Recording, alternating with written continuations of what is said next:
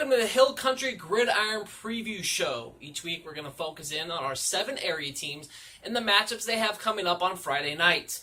The long, hot days of fall camp are over, and the Tybee Antlers are looking to capitalize on an incredible 2015 season. The Week 1 matchup against San Antonio Stevens is a matchup of opposites. The Antlers return a lot of defensive talent, while Stevens is loaded offensively. So they graduated quite a few kids on their defensive side of the ball, and they're replacing several of their players.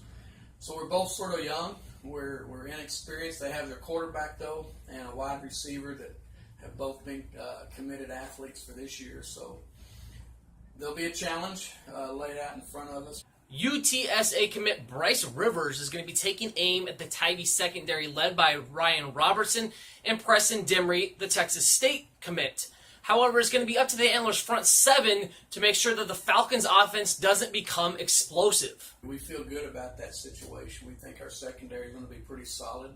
We're going to have to get some pressure on the quarterback. If he sits back there all day, we won't be able to cover those receivers as quick and as fast as they are. It doesn't matter how good you are back there. But it's going to be interesting to see how well they can run the football. They really get us going both ways. It'll be a tough night for us. We got to shut one of them down. Jones is banking on his team's overall talent, physicality, and conditioning to play the difference in a long season opening game. I think we're going to be physical. I think we're going to take care of the football on offense. I think we'll have possessions that can last a while.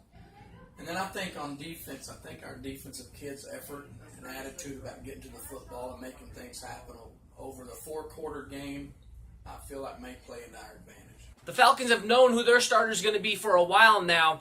Taking the first snaps for the Antlers Friday night is going to be Lance Ford as he gets the first chance to replace Cade Dial. We head up Highway 16 and head up Fredericksburg. The Billies are focusing in on rival Lampasas. The two teams have met over 50 times in their history.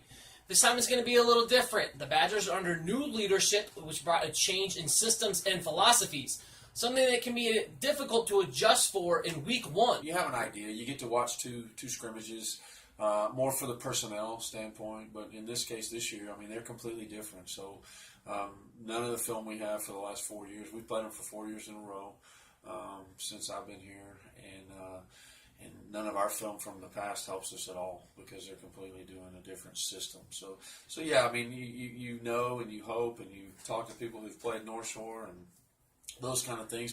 Having played each of the past 4 seasons, head coach Lance Moffitt and his staff are well aware of what Badger quarterback Cohen Cockburn is capable of doing. He torched us last year running the football, and if we scouted them based on their scrimmages, they haven't run him as much this year as they have in the past. In fact, they're about 70% throwing now, based on the scrimmages, the 2 scrimmages that we got from them.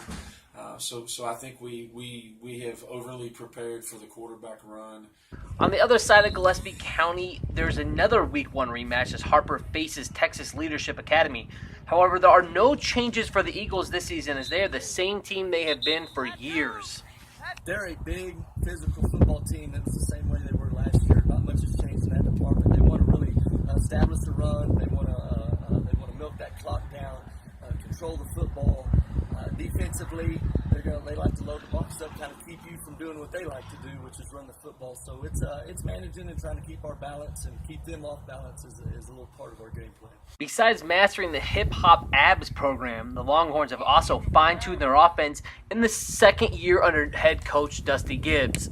They need to just be prepared for us being multiple offensively. We like to show a lot of formations and try to get you in a situation that maybe you don't want to be in when you're on defense. And then also us defensively, we try to be multiple with our fronts and move around to try to cause a little bit of confusion with the offense and let our kids play fast and play hard.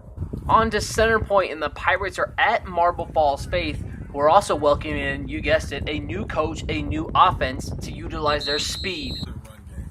They love to get on the outside edge with those running back and the quarterback. They've got some speed out there, so that's what we're going to have to contain is that outside. The Pirates have plenty of speed and offensive talent of their own. They've also done a very good job of developing the front line to help make holes for the running game and protect quarterback Aaron Walters. It's our overall skills. Like I've said before, the linemen are coming along. I've been real proud of them. I was real proud of them last game. But the skills that we have is really, really solid. Two teams in transition meet Friday night in Lago Vista.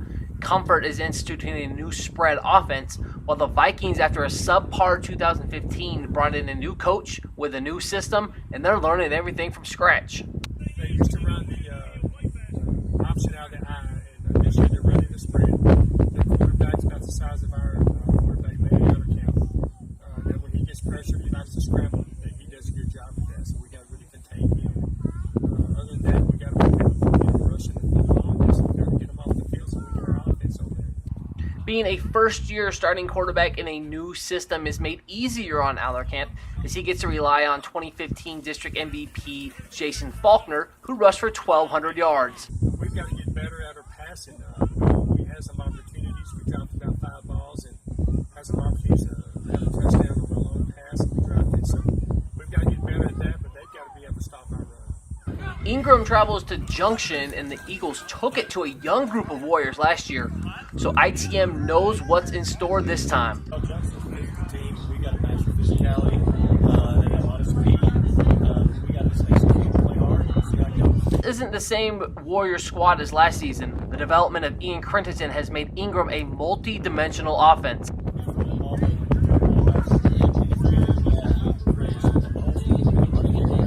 Last stop, OLH. Having played Sunnybrook last year, the Hawks are very familiar with what the Lions like to do on offense and what they need to be able to do to stop it. Based on what we have on film, we feel pretty good about most of our matchups. They've got a couple of athletes that are going to be some playmakers. We got to contain them, keep them in front of us. They have a receiver that he did some damage against us last year. So right now we're working on trying to keep the receivers in front of us, making plays on the ball, and communicating on defense. The Hawks bring a talented offense of their own into the Week 1 matchup, an offense that will be leaning on quarterback Jack Groff.